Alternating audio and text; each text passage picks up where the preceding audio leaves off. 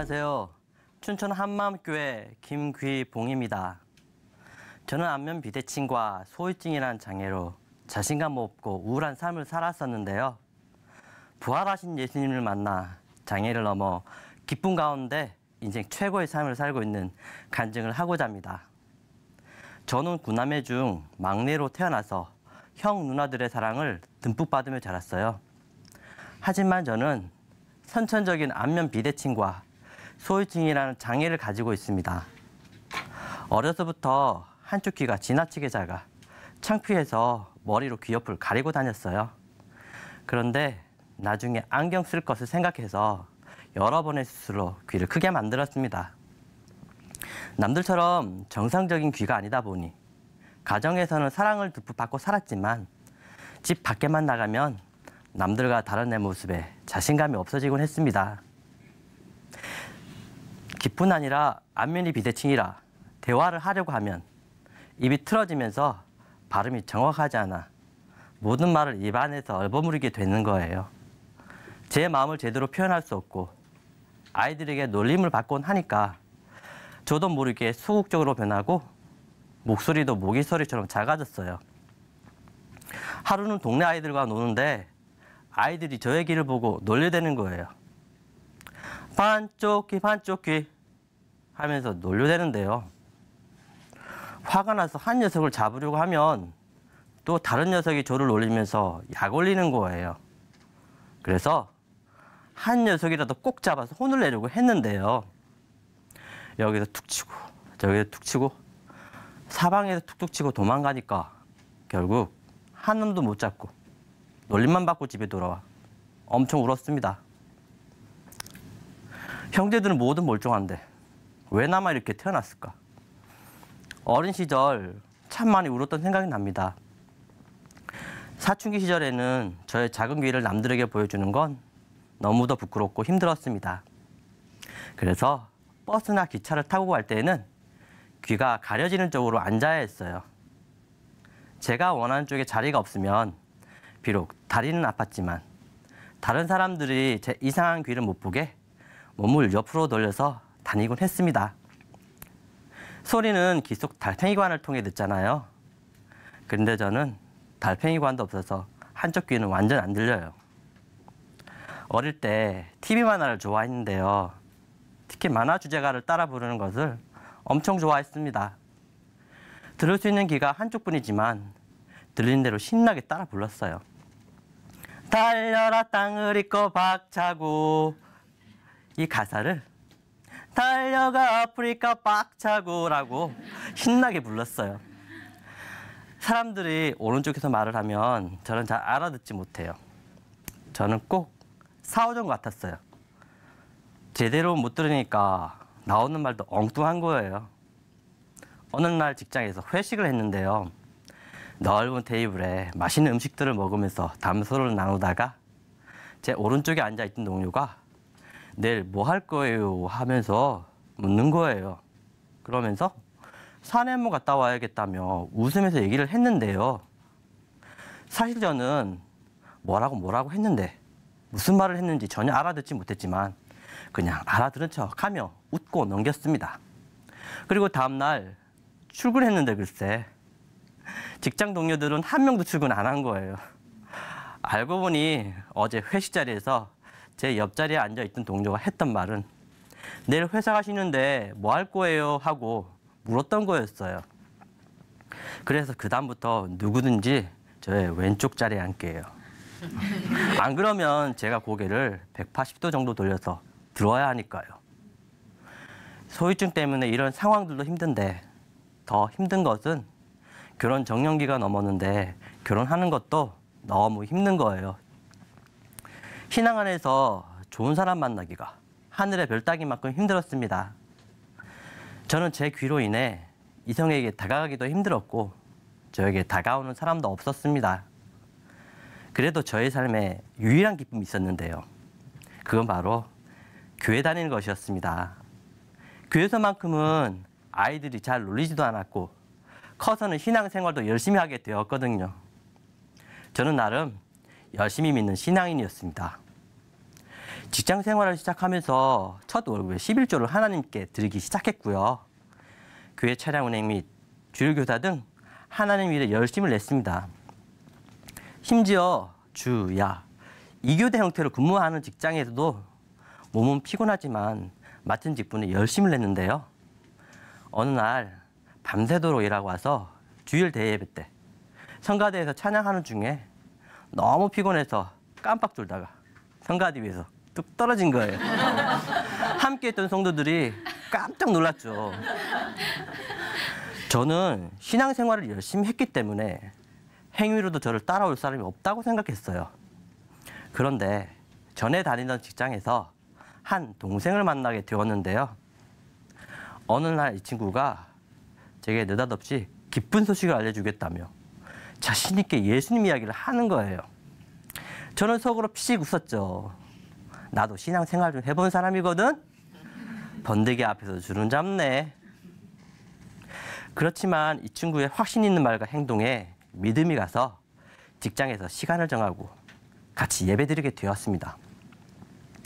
그런데 이 친구는 내가 아는 말씀만 계속 하는 거예요. 무한 반복도 유무수지. 어떻게 부활하셨다는 이야기만 계속하고. 죄는 예수님 믿지 않는 게 근원적인 죄라 하면서 하루 이틀도 아니고 귀에 딱지가 않겠더라고요. 저는 속으로 나도 고린도전서 15장이 부활장인 거 안다고. 부활절에 계란도 먹고 새벽 예배도 연합 예배로 꼭 드리는데 예수님을 믿지 않는 죄? 나도 알고 있거든. 하루는 이 친구가 요한일서 3장 16절 그가 우리를 위하여 목숨을 버리셨으니 우리가 이로써 사랑을 알고 우리도 형제들을 위하여 목숨을 버리는 것이 마땅하니라. 이 말씀을 같이 읽고서 되게 느닷없이 형님, 저는 형님을 위해 죽을 수도 있습니다. 확신에 찬 목소리로 말하는데 이게 뭐야? 목숨이 10개라도 되나? 사실 저는 믿지 못했습니다. 이 친구가 말하는 게 허세인 줄 알았어요. 그게 가능할 리 없잖아요. 그런데 어느 날 이 친구가 형은 구원받은 걸 어떻게 믿어? 그야 성경에 쓰여져 있으니까 믿지. 성경은 하나님 말씀이니까 하면서 구원에 관련된 요절들을 줄줄이 얘기했죠. 그럼 성경이 하나님 말씀인 걸 어떻게 믿어? 하나님 말씀이니까 믿는 거지 뭐. 하나님 말씀인지 어떻게 알고 믿어? 그러자 저는 하나님 말씀이잖아! 하고 크게 대답했는데요. 저에게 사도행전 17장에 있는 이에 저를 죽은 자 가운데서 다시 살리신 것으로 모든 사람에게 믿을 만한 증거를 주셨음이니라. 이 말씀을 보여주면서 형, 하나님이 우리에게 믿을 만한 증거를 주셨어. 확신에 찬 소리로 말하는데요. 하나님이 저에게 선명하게 보여주셨어요. 믿을 만한 증거. 이 단어가 성경에 정확히 쓰여져 있는 거예요. 믿을 만한 증거라는 단어가 제 머리를 강타해버렸습니다. 그 이후 제 머릿속에는 믿을 만한 증거라는 단어가 떠나지 않았습니다. 어느 날 교회에서 예수님이 채찍질 당하시며 십자가에 못 박히시는 영화를 보게 되었습니다. 예수님께 가시면류관을 씌우고 양손과 발에 못질하는 로마 군병들이 얼마나 악하게 보이는죠? 저는 가시면류관을 씌우고 조롱하고 못질하는 로마 군병들을 보며 저 지옥에 떨어질롱 하며 저주를 하고 있었습니다. 그런데 예수님은 아버지여, 저들의 죄를 용서해 주세요. 저들이 하는 일을 알지 못하나이다 하시며 로마 군병들을 위해 기도하시는 거예요. 예수님, 당신께 침뱉고 못질하는 자들을 위해 왜 기도하십니까? 그냥 지옥에 떨어지게 놔두세요. 그 순간 하나님께서는 자기가 하는 짓을 알지 못하는 그 로마 군병이 바로 저라는 것을 보여주셨습니다. 그 상황이 저에게 실제가 돼서 제 마음을 두드렸습니다. 저는 발을 둥둥 구르며 어찌할 바를 몰랐습니다. 하나님께서는 부활로 예수님이 나의 주, 나의 하나님이신 것을 보여주셨는데 저는 여전히 제가 주인데요. 하나님께 왜 저렇게 부끄러운 모습으로 지으셨냐고 대드는 자였습니다. 제가 예수님을 십자가에 못 박고 침뱉고 조롱하는 자였습니다. 제가 예수님을 믿지 않는 자였습니다. 저의 주인이 되어주시고 저와 함께 하시려고 십자가에 죽고 부활하셨는데 저는 여전히 제가 주인 되어 살았습니다. 로마 군병처럼 감격없이 살았습니다. 하나님, 하나님, 잘못했습니다. 용서해 주세요.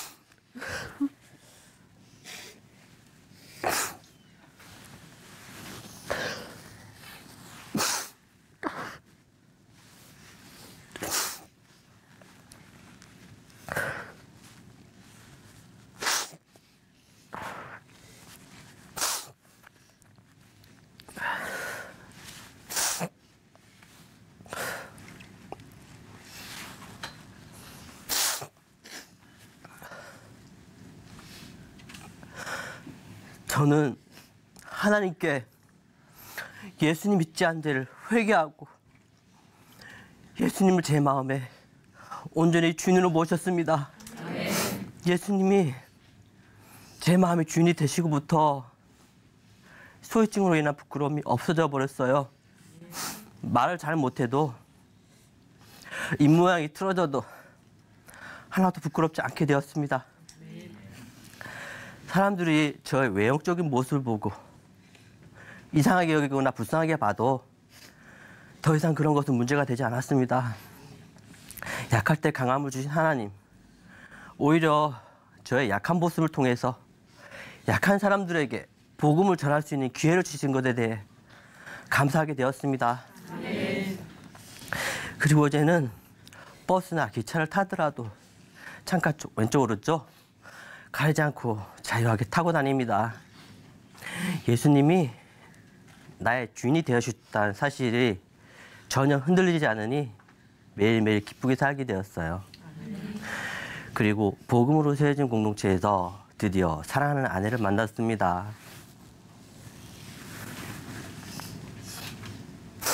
예수님이 주인 된 우리는 기쁜 교제를 나눌 수 있었습니다. 그러나 부모님은 저의 결혼을 반대하셨는데요. 저와 같은 아기가 나올까 봐 걱정이 되셨던 거예요. 그로 인해 공동체가 함께 기도해 주었고 하나님이 주신 용기를 가지고 부모님을 만나 결혼 승낙을 받았습니다. 저희는 하나님의 은혜로 부모님과 공동체의 축복 속에서 결혼식을 올릴 수 있게 되었습니다. 그리고 하나님의 은혜로 너무 건강하고 예쁜 아기가 태어난 거예요. 그래서 부모님이 걱정하셨던 이세의 문제도 잘 해결되었고 그로 인해 부모님이 더 기뻐하셨습니다. 그렇게 전할 수 없던 복음도 믿을 만한 증거, 부활로 더 큰 확신 속에 전하게 되더라고요. 아버지는 예수님 믿지 않고 계셨는데요. 갑자기 위안말기라는 사형 선고를 듣게 되었습니다. 육체의 아버지가 세상에 없다라는 생각이 들자 걱정과 두려움이 몰려왔습니다. 그러나 내 안에 예수님이 계시잖아요. 예수님이 함께 계시니까 담대하게 공동체에 기도 제목을 올리고 부랴부랴 아버지가 계신 병원으로 달려갔습니다. 가는 중에 복음을 전하지 못한 게으른 저의 모습이 보이면서 하나님께 회개하며 아버지께 복음을 전했습니다. 이를 위하여 그리스도께서 죽었다가 다시 살으셨으니 곧 죽은 자와 산 자의 주가 되려 하심이니라. 이 말씀을 아버지께 말씀드리고 예수님이 저와 아버지의 주인이 되어 주시려고 십자가에 죽고 부활하셨어요. 예수님이 아버지의 주인이세요 했더니 예수는 나의 주 하시며 기쁘게 웃으셨습니다. 저는 아버지를 꼭 껴안고 하나님께 감사기도 드렸습니다. 그 이후 아버지는 회개하시고 예수님을 주로 믿으신 후 평강 가운데 하나님 곁으로 돌아가셨습니다. 저는 제 몸이 불편했기에 몸이 온전치 않은 영혼들에게 더욱 마음이 가게 되더라고요. 저보다 나이 적은 동생을 만났는데요. 이 친구는 청력과 기억력이 낮고 말이 어눌한 친구입니다. 사람들이 대화나 같이 있는 것을 불편해하는 것을 보니 더욱 마음이 갔습니다.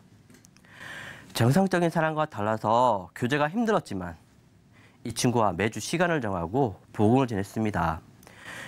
이 친구가 복음을 잘 들을 수 있을까 생각도 들었지만 성령님을 의지하며 복음을 전했는데요. 이 친구가 회개하고 예수님을 주로 시인하는 거예요. 이 친구 입에서 예수님은 부활하셨고 나의 마음에 계시다고 고백하는 거예요. 마음이 너무 기쁘고 하나님께 감사드렸습니다. 복음이 확실하고 제 마음에 예수님이 주인이니까 저는 듣든 안 듣든 기쁨 가운데 복음을 전합니다. 저에게 힘이 되는 말씀이 있는데요. 내가 복음을 부끄러워하지 아니하노니 이 복음은 모든 믿는 자에게 구원을 주시는 하나님의 능력이 됨이라. 로마서 1장에 있는 말씀에 힘을 얻고 복음을 전합니다. 안면 비대칭과 소유증으로 인한 장애로 자신감 없고 우울한 삶을 살던 자가 부활하신 예수님을 주로 믿고 이렇게 기쁘고 자신감 있게 살고 하신과 공동체와 함께 풍성한 삶을 누리게 해주신 하나님 감사합니다. 부활하신 예수님은 나의 주, 나의 하나님이십니다. 감사합니다.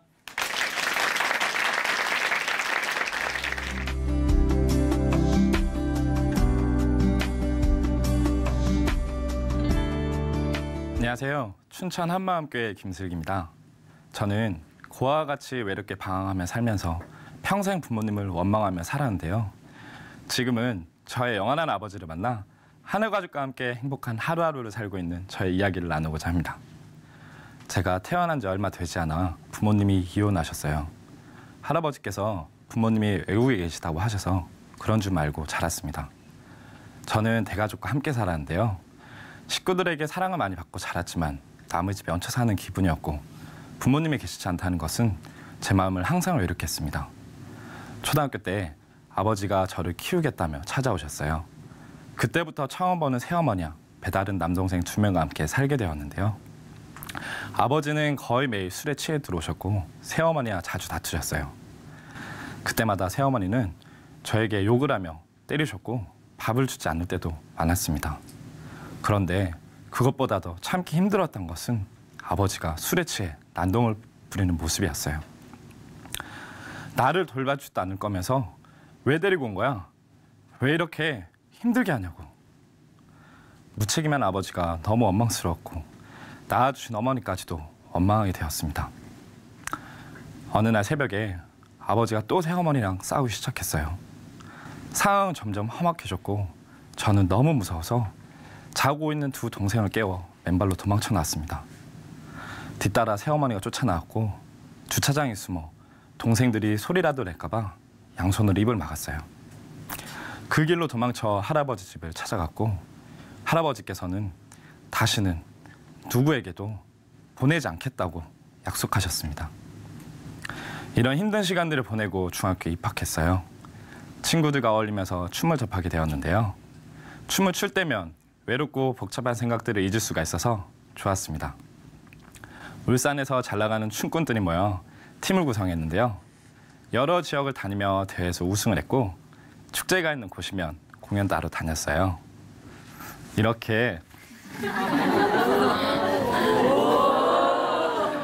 춤을 추면 사람들이 저를 보고 환호해 주는 것이 좋았고 춤은 학창 시절 제 삶의 에너지였습니다. 저는 군대를 전역 후 휴대폰 판매를 하게 되었는데요. 매장에서 하루를 다 보내다시피 했고 스트레스도 많이 받다 보니 일이 끝나면 동료들과 음주가마 유흥을 즐기게 되었어요. 담배를 안주로 삼아 술을 마시다 보면 새벽 4, 5시는 기본이었고 술이 깨지도 않은 상태에서 출근하는 날이 많았습니다. 이런 생활에 점점 지쳐갈 때 내가 이렇게 사는 건 다 부모님 탓이라는 생각에 원망이 극에 달했어요. 그래서 하루는 술에 취해 아버지께 무작정 전화를 걸어 소리를 질렀습니다. 왜 나왔어요? 차라리 아치를 말던가. 내가 이렇게 힘든 건 다 아버지 때문이에요. 아세요? 아버지는 그 순간 아무 말씀도 하지 않으셨습니다. 어느 날부턴가 속이 좋지 않았고 밥이 들어가지 않았어요. 일하는 도중 심한 메스꺼움에 화장실로 달려갔는데요. 갑자기 입에서 피가 덩어리째로 쏟아졌어요. 너무나 갑작스럽고 죽음에 대한 공포가 밀려왔습니다. 병원에 갔더니 조금만 늦었으면 손도 못 쓰고 죽었을 거라고, 결핵에 걸려 폐가 3분의 1밖에 남지 않았다고 했습니다. 결핵은 전염성이 있어서 독실에 입원을 해야 했는데요. 형편이 되지 않았기에 6개월 동안 집에서 혼자 지낼 수밖에 없었습니다. 3분의 1밖에 남지 않은 폐로 숨을 쉬려니 너무 고통스러웠어요. 매일 밤 통증으로 잠을 제대로 자지도 못했고 세상과 격리된 채 집안에서 6개월의 시간을 보냈습니다. 육체의 고통도 괴로웠지만 이럴 때 돌봐줄 가족이 없다는 극도의 외로움 때문에 우울증까지 오게 되었어요. 살아봤자 아무 의미 없다는 생각에 자살을 시도했습니다. 그런데 막상 죽으려니 죽음이 더 두렵더라고요. 죽을 수도 없고 살자니 가족도 없이 혼자 몸부림쳐하는 삶이 너무나도 싫었습니다. 무작정 믿지도 않던 하나님을 찾게 되었어요. 하나님, 나 좀 살려주세요. 제발 살려주세요. 절박한 마음에 하나님께 기도했습니다. 다행히도 완치가 되었지만 그것도 잠시였고 또다시 방탕한 삶으로 돌아갔습니다. 그러던 어느 날 일하는 매장에 한 여성분이 들어왔어요. 상담을 하는데 얼굴에서 막 광채가 나더라고요. 예쁜 연예인을 보면 후광이 난다고 하잖아요. 미소가 너무 예뻤어요. 이분은 매장을 3번 정도 더 왔었는데요. 그때마다 연락을 해야지 하면서도 하지 못하고 6개월이 지나고서야 용기를 내서 연락을 하게 되었어요. 놀랍게도 만나자는 답장이 온 거예요. 그런데 만나자마자 예수님 얘기를 하는 거예요. 그러면서 자신이 기독교 방송에 나갔다며 간증을 들어보라고 했습니다. 그렇게 자매의 간증을 10번 이상 보고 또 보다가 다른 분들의 간증 영상도 보게 되었어요. 그런데 한 가지 특별한 것을 발견했는데요. 제각기 여러 문제들을 가지고 있는 사람들이 회개하고 예수님을 주인으로 믿었더니 삶이 변했다는 거예요. 궁금한 마음에 자매를 따라 교회를 가게 되었습니다. 찬양 예배 처음 참석했는데요. 목사님의 설교는 전혀 알아듣을 수 없었고 사람들은 뭐라 기도하는데 무섭더라고요. 중간에는 소리 지르며 워워! 라고 알아들을 수 없게 외치는데 자매한테 도대체 뭐라고 저렇게 외치는 거냐고 물어봤어요. 알고 보니 주여! 하고 외치는 거였어요. 교회라는 곳은 태어나서 처음이었기에 모든 것이 혼란스럽기만 했습니다. 내가 과연 이런 집단에서 잘 정화할 수 있을까? 자매를 만나려면 교회는 가야겠는데 자신 없고 생각이 복잡했어요. 그 다음 주에 다시 교회를 갔는데요. 자매를 처음 봤을 때 얼굴에서 나던 광채가 교회 분들에게도 똑같이 나는 거예요. 유치부 예배가 끝나고 아이들이 엄마 아빠의 손을 잡고 나오는 모습을 보는데 이렇게 평화로운 모습이 천국의 모습일 수도 있겠다 하는 생각이 들었습니다. 그리고 기도 시간에 눈을 뜨고 사람들을 봤는데요. 청년부터 어르신들까지 무언가 확신에 찬 기도를 하는 것 같았고 목사님의 말씀이 조금씩 들리기 시작했어요. 다 들리진 않았지만 반복해서 들리는 하나는 바로 부활이었습니다. 더 알고 싶은 마음에 매주 예배에 참석했고 간증 영상과 목사님의 설교 영상을 여러 번 반복해서 보았어요. 그러면서 점점 마음이 열리기 시작했고 자은교회 모임까지도 참석하게 되었습니다. 어느 날 작은 예배 갔는데요. 예배 중 일꾼 형이 슬기야, 예수님이 지금도 살아계신 겁니다. 물었고 저는 예수님이 부활하신 것까지는 머리로 알겠는데 뭔가 마음으로 믿어지지 않아요. 했습니다. 그러자 일꾼 형은 삼위일체 하나님 중 한 분이신 성자 하나님이 우리들을 인격적으로 만나기 위해 이 땅에 오셨는데 그냥 오신 것이 아니라 우리가 정확히 그분을 알아볼 수 있도록 미리 약속을 해놓으셨어 라고 하면서 예수님이 누구신지 알아볼 수 있는 예언의 말씀들을 찾아주었습니다. 하나님이 이 땅에 사람으로 오실 것과 십자가에서 고난을 당하실 것, 부활, 승천하실 것, 그리고 하늘 보좌 우편에 앉으실 것까지 예수님께서 이루신 모든 것이 구약에 미리 예언이 되어 있었더라고요. 형은 아무도 흉내낼 수 없도록 오직 예수님만이 그 약속대로 죽고 부활하셨고 지금 살아계신 하나님이셔 하면서 이어서 에베소서 1장 말씀을 찾아주었는데요. 그때 부활을 통해 예수님이 누구신지 정확히 보게 되었습니다. 그 능력이 그리스도 안에서 역사하사 죽은 자들 가운데서 다시 살리시고 하늘에서 자기의 오른편에 앉으사 이 말씀을 듣는데 예수님이 진짜 예언대로 죽으시고 부활하셔서 지금 살아계시는구나. 이분이 하늘 보좌 우편에 앉아 계시는 만왕의 왕, 전능하신 하나님, 나를 만드신 창조주 하나님이시구나. 저는 살아계신 하나님 앞에 그대로 서게 되었습니다. 예배 시간에 들었던 고린도후서 5장 말씀이 생각났어요. 그리스도의 사랑이 우리를 강권하신도다. 우리가 생각건대 한 사람이 모든 사람을 대신하여 죽었은즉 모든 사람이 죽은 것이라. 죄로 인해 죽어야 하는 사람은 나인데 하나님이 나를 대신하여 죽으신 거예요. 하나님이요. 어떻게 하나님이 사람으로 이 땅에 오셔서 나를 대신하여 죽으신 만큼 사랑하셨을까? 부활로 십자가에 죽으신 분이 누구신지 보이니 그 사랑에 눈물이 쏟아졌어요. 저는 제가 예수님을 죽였다고는 생각하지 못했거든요. 그런데 예배 때 수없이 들었던 사도행전 2장에 너희가 십자가에 못 박은 이 예수, 너희가 십자가에 못 박은 이 예수라는 베드로의 외침이 저에게 하는 말씀이었어요. 패션 오브 크라이스트를 보면서 유대인들이 예수님을 끔찍하고 잔인하게 매질하고 침뱉고 조롱하는 모습을 참아볼 수가 없어서 눈을 감았었는데 그렇게 예수님을 죽였던 사람이 바로 저였습니다. 하나님을 죽이고도 버젓이 내가 주인 되어 살아가던 나를 죽일 수도 있으셨을 텐데 그런 자와 영원히 함께하고 싶으셔서 이 땅에 오신 하나님의 사랑 앞에 저는 한동안 아무 말도 할 수 없었습니다. 일꾼형을 통해서 회개하겠냐는 그 말이 제 마음의 문을 두드리시는 하나님의 음성으로 들렸습니다.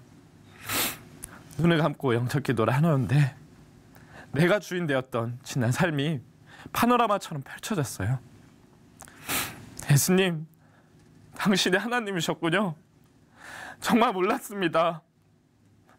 아무도 날 지켜줄 사람이 없으니 내 자신은 내가 지켜야 한다며 고아처럼 외롭게 살았고 세상 짐 혼자 다 짊어지고 살면서 방탕하게 살았습니다. 내가 이렇게 된 건 날 버린 부모 탓이라고 원망하며 살았습니다. 내가 고아와 같이 방황할 때에도 스스로 목숨을 끊으려 할 때에도 살 자신도 죽을 자신도 없어서 쓰러져 있을 때에도 당신은 이 모든 상황을 지켜보고 계셨던 거네요. 내 주인을 알아보지 못하고 하나님이 밀어내며 살았던 31년간 얼마나 아프셨어요. 이제 절대 그렇게 살고 싶지 않습니다. 예수님, 저의 주인이 되어주세요. 예수님이 저의 주인 되시니 아침에 눈을 뜨고 일을 하고 잠이 드는 모든 순간이 행복했어요. 직업상 일주일에 하루밖에 쉬지 못하는데요. 쉬는 날 교회를 가면 하루가 금방 지나가지만 지체들과 함께하고 예배드리는 그 시간들이 너무 행복했습니다. 작년 겨울은 제가 예수님을 믿고 처음 맞는 성탄절이었어요. 매장에 트리를 장식하고 캐롤을 틀었는데요. 이전엔 신경도 안 쓰던 노래가 지저스 지저스 하고 계속 귀에 들리는 거예요. 문득 사람들은 성탄절의 의미를 알까? 선물을 주고받는 그런 날이라고 생각하겠지만 성탄절은 하나님이 자녀된 우리를 찾으시려고 이 땅에 사람으로 오신 날인데 하는 생각이 들었습니다. 그날 눈이 내렸는데요. 우리 인생이 이렇겠구나. 눈같이 금방 도가 없어져 버리는 잠깐의 세상에서 아등바등하며 살고 있구나. 그때 교회에서 불렀던 찬양이 생각났습니다. 그가 다시 사셨을 때 나도 함께 살았도다. 이 찬양을 부르는데 눈물이 멈추질 않았어요. 나 같은 자를 살려주신 은혜 감사해서 눈물이 났고 예전의 나처럼 예수님을 모르고 살아가는 사람들을 생각하니 마음이 아파서 눈물이 났어요. 이전에는 제 일이 단순히 생계를 위한 돈벌이 수단으로만 생각했는데요. 지금은 제가 있는 이곳이 복음을 전하는 귀한 곳이 되었고 제 삶을 통해 하나님께 예배드리는 곳이 되었습니다. 사람들에게 제가 만난 예수님을 자랑하며 사는 것이 제 삶의 소망이고 기쁨이에요. 어느 날 예수님을 자랑하고 싶은 마음에 매장 식구들에게 예수님을 믿어야 한다고 예수님이 부활하셔서 지금 또 살아계신다고 전했더니 미친놈이라고 하더라고요. 그런데 그때 너희를 핍박하는 자를 위하여 기도하라는 말씀이 생각나서 축복하며 기도해 주었습니다. 그리고 우리 사장님께서는 예수 믿는 자매를 만나서 놀랍게 변해든 저를 보시고 이야 어떻게 저렇게 변했냐? 사람이 변하려면 슬기처럼 제대로 변해야 돼 하시기도 했고 술 퍼먹고 회사에 늦게 출근하는 애들은 다 교회 보내야 돼 하셨다고 합니다. 그리고 얼마 전에는 한동안 연락을 끊고 살았던 아버지의 소식을 듣고 찾아뵙게 되었어요.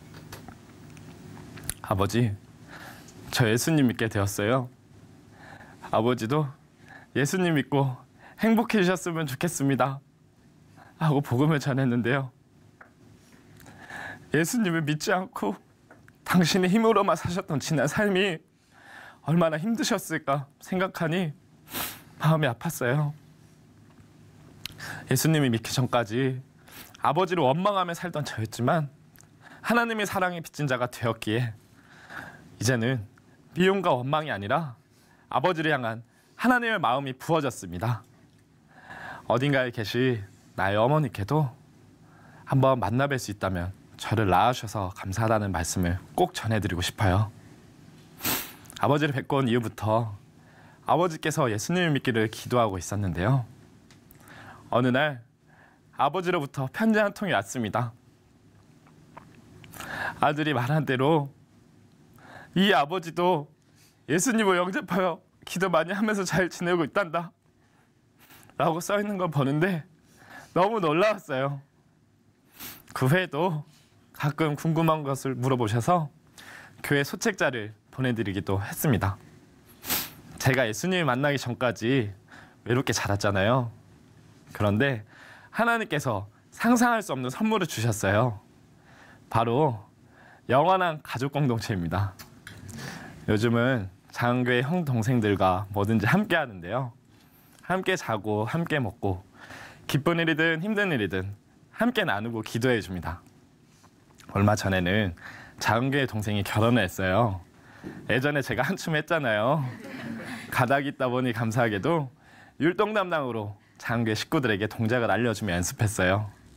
그리고 결혼식 날 찬양에 맞춰 아주 기쁘게 축하해 줬는데요. 예전에는 클럽 음악에 맞춰 춤추던 제가 찬양으로 영원한 가족과 함께 할 수 있어서 너무 기쁘고 감사했습니다. 저는 이제 혼자가 아닙니다. 고아와 같이 살던 저였지만 지금은 제 안에 예수님이 계시거든요. 그리고 영원한 공동체를 주셔서 행복하게 누리고 있습니다. 이제 외로움도 원망도 없어요. 하나님께 영원한 사랑을 받았기 때문입니다. 여태까지는 효도라는 걸 해본 적도 없었고 해볼 수도 없었는데요. 앞으로 저의 삶은 하늘아버지께 효도하며 살겠습니다. 예수님 사랑합니다. 감사합니다.